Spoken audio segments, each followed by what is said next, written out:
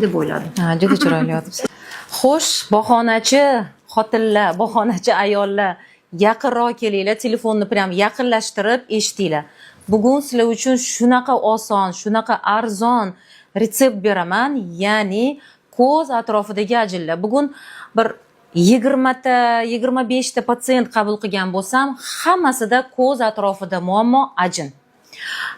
Agar shu maskadan keyin ham qanaqadir bahona topadigan bo'lsanglar yoki qilmaydigan bo'lsanglar shu maskani, menga вообще boshqa murojaat qilmanglar. Hech narsa o'rgatmayman.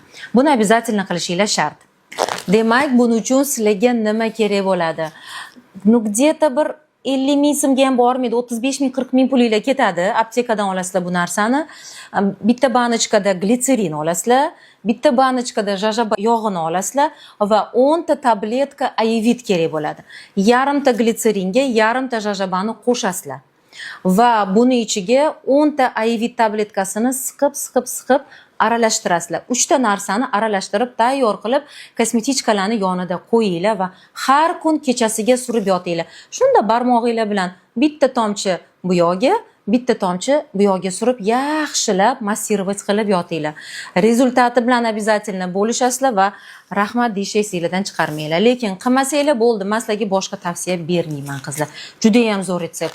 Ajinlar ham yoyiladi, ko'z atrofi namlanadi. Вообще ko'z atrofidagi quruqlik, barcha muammolar yo'qoladi. Maza qilasizlar. Ishlatinglar.